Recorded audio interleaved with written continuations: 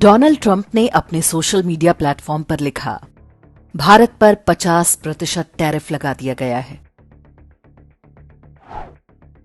लेकिन आश्चर्य कि भारत घबराया नहीं। जब यूरोपियन यूनियन के साथ ऐसा ही हुआ था तो उसने विरोध किया था। जापान ने तत्काल बातचीत शुरू कर दी थी। चीन ने पलटवार करते हुए अमेरिकी सामानों पर शुल्क कई गुना कर दिया था। लेकिन भारत बिल्कुल शांत, कोई अफरा तफरी नहीं, रातों रात वॉशिंगटन जाने वाली कोई फ्लाइट नहीं, कोई आपातकालीन बैठकें नहीं। क्यों? नरेंद्र मोदी का अहंकार, अंधा राष्ट्रवाद या कुछ और जो बहुत गहरा है और हमें दिखाई नहीं दे रहा। वास्तव में इसके पीछे है 1 दशक से भी पुरानी एक योजना। मई 2014, साउथ ब्लॉक, दिल्ली। नए प्रधानमंत्री के साथ पहली ब्रीफिंग। एक महत्वपूर्ण अधिकारी ने बोलना आरंभ किया, सर, अगर भारत को भविष्य में महाशक्ति बनना है तो अमेरिका का दबाव झेलने के लिए तैयार रहना होगा। ट्रेड, टेक्नोलॉजी, तेल, सब पर दबाव आएगा। हमारा असली दुश्मन चीन, अमेरिका या कोई देश नहीं। हमारा असली दुश्मन है अन्य देशों पर हमारी निर्भरता।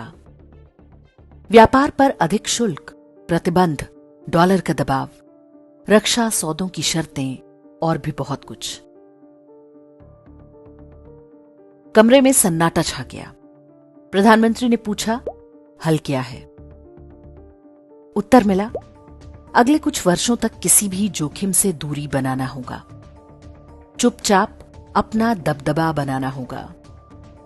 अमेरिकी विरोध नहीं, बल्कि भारत पक्षीय नीति अपनाना होगा। खाड़ी देशों और अफ्रीका से रिश्ता मजबूत करना होगा। साथ साथ में बैकअप सिस्टम बनाना होगा। अपने आसपास के समुद्री क्षेत्रों पर नियंत्रण मजबूत करना होगा। हम विश्व का सबसे बड़ा बाजार हैं। अपनी जनसंख्या को कमजोरी नहीं बल्कि शक्ति की तरह प्रयोग करना होगा। योजना बन गई और अगले 10 साल तक चलती रही, कदम दर कदम। वर्ष 2014 में मेक इन इंडिया की शुरुआत हुई। 2015 में कतर के साथ गैस समझौता नए सिरे से किया गया ताकि ऊर्जा की उपलब्धता संकट न बने। 2016 में यूपीआई लॉन्च किया। पैसों की लेनदेन में विदेशी माध्यमों पर निर्भरता समाप्त। दूसरे देशों को यूपीआई प्लेटफॉर्म पर लाने का काम शुरू। 2017 में जीएसटी से एक देश एक बाजार का लक्ष्य पूरा किया। 2018 में ईरान पर अमेरिकी प्रतिबंध से सबक लिया। भारत को वित्तीय रूप से सुरक्षित बनाने की रणनीति पर तेजी से काम शुरू हो गया। 2019 में नई इलेक्ट्रॉनिक्स नीति लागू। अब केवल असेंबलिंग नहीं करना है, तैयार प्रोडक्ट और पार्ट्स भी बनाना है। 2020 में प्रोडक्शन लिंक्ड इंसेंटिव या पीएलआई योजना शुरू, ताकि कंपनियां भारत में मैन्युफैक्चरिंग करें। लगभग 2 लाख करोड़ का निवेश आया। पहला राफेल लड़ाकू विमान भारत पहुंचा। 2021 में स्ट्रेटेजिक पेट्रोलियम रिजर्व्स का विस्तार शुरू हुआ। कोविड के लॉकडाउन में जब कच्चे तेल का दाम जमीन पर आ गया, भारत भर भर के सस्ता तेल खरीद रहा था। उसे देश भर में धरती के नीचे बने गुप्त भंडारों में जमा कर रहा था, ताकि किसी संकट काल में कोई तेल बंद करने की धमकी न दे पाए। 2022 में भारत का पहला विमान वाहक पोत आईएनएस विक्रांत समुद्र में उतरा। यूएई और ऑस्ट्रेलिया के साथ रणनीतिक क्षेत्रों में व्यापार समझौते हुए। 2023 में यूपीआई और पे नाउ लिंक हुआ। रुपए में अंतर्राष्ट्रीय व्यापार को बढ़ावा मिलने लगा। 2024 में अग्नि 5 मिसाइल का सफल परीक्षण। पूरा चीन भारत की पहुंच में आ चुका था। एक ऐसा देसी प्रक्षेपास्त्र जो किसी भी देश की एयर डिफेंस सिस्टम को भेद सकता है। इसी साल ईरान के साथ चाबहार पोर्ट डील पर हस्ताक्षर हुए। पाकिस्तान को बाईपास करके मध्य एशिया के बाजारों तक भारत की सीधी पहुंच बन चुकी थी। 2025 में भारत का सर्विसेज एक्सपोर्ट 387.5 अरब अमेरिकी डॉलर तक पहुंच गया। अमेरिका ने रूस से कच्चा तेल लेने पर भारत पर 50% टैरिफ लगा दिया। आरबीआई ने आयात के नियम थोड़े ढीले किए ताकि देसी उद्योग तत्काल किसी संकट में ना फंसे। भारत अपने बाजार को हथियार की तरह प्रयोग करने को तैयार हो चुका था। ये अहंकार नहीं था, ये वो कवच था जिसे भारत बिना किसी हड़बड़ी के बहुत आराम से चुपचाप अपनी 140 करोड़ जनता की रक्षा के लिए बना रहा था। 2013 में भारत की जीडीपी 1.86 ट्रिलियन अमेरिकी डॉलर थी। 2025 में भारत की जीडीपी 4.19 ट्रिलियन अमेरिकी डॉलर हो चुकी है। भारत विश्व की चौथी सबसे बड़ी अर्थव्यवस्था बन चुका है। पीपीपी या परचेजिंग पावर पैरिटी यानी क्रय शक्ति समता के हिसाब से भारत की जीडीपी 17.65 ट्रिलियन डॉलर है। यह अमेरिका और चीन के बाद तीसरे स्थान पर है। विकास दर 6 से 8% के बीच है, जो विश्व में सबसे अधिक है। वर्ष 2014 के बाद भारत में 300 बिलियन डॉलर का विदेशी निवेश आया, जिसमें से 81 बिलियन डॉलर अकेले 2025 में आया।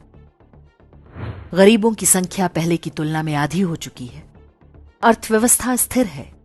निवेशकों का भरोसा लगातार बना हुआ है। ये यात्रा इतनी भी सरल नहीं थी। एक भारतीय के रूप में हम सब ने इस लक्ष्य तक पहुंचने की कुछ न कुछ कीमत अवश्य दी है। पेट्रोल, डीजल समेत कई वस्तुओं और सेवाओं के लिए अधिक मूल्य चुकाना पड़ा, बहुत टैक्स देना पड़ा, लेकिन वो सब जिसके लिए था वो यही है। और अब अमेरिका परेशान है। बात डोनाल्ड ट्रंप की नहीं, कोई भी राष्ट्रपति होता वो इसी तरह व्यवहार करता। अमेरिका और पश्चिमी ईसाई शक्तियां बेचैन हैं कि अब भारत में उनका कोई गुलाम गवर्नर नहीं बैठा है। अब यहां उनकी डोरियों से बंधी कठपुतलियां नहीं हैं। रही बात टैरिफ की, अब भारत एक योद्धा की तरह है, जिसके हाथों में शस्त्र और शरीर पर कवच है।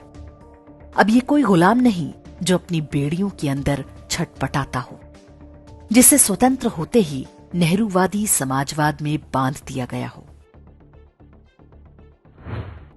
अब हम सहज दिखते हैं। अब हम घुसपैठियों से अपनी धरती की रक्षा करते हैं, अपने समुद्रों की रखवाली करते हैं। चोरी से हमारे आसमान में घुसने वालों को धरती पर उतार देने की शक्ति रखते हैं। और हमारी आर्थिक शक्ति अब किसी औपनिवेशिक शक्ति द्वारा मिलने वाले दान की मोहताज नहीं। हां, मोदी को इस सब का श्रेय नहीं मिलेगा। उनकी आलोचना होगी, उनका उपहास किया जाएगा। लेकिन बीत चुका वो कालखंड, उस कालखंड के कष्ट, वो सब उस भट्ठी की अग्नि थी जिसमें तपकर हमारी हजारों वर्ष पुरानी सभ्यता और भी निखर कर सामने आई है। मोदी तो निमित्त मात्र थे।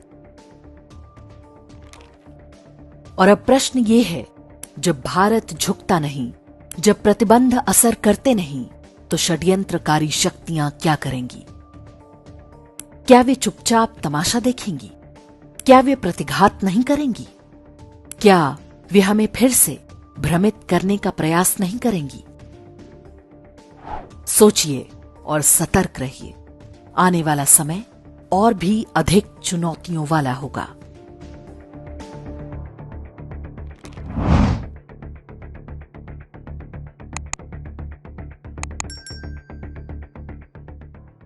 इंडेक्स ऑनलाइन के वीडियो समाज को समर्पित हैं। आप इनको डाउनलोड करके जैसे चाहे वैसे प्रयोग कर सकते हैं। चाहे तो आप हमारे टेलीग्राम चैनल से जुड़ सकते हैं। वहां सारे नए पुराने वीडियो आपको मिल जाएंगे। हमारे सोशल मीडिया लिंक हर वीडियो के डिस्क्रिप्शन में होते हैं। हमारा एकमात्र उद्देश्य हिंदू समाज को जागृत और एकजुट करना है। इसमें सहभागी बने। धन्यवाद।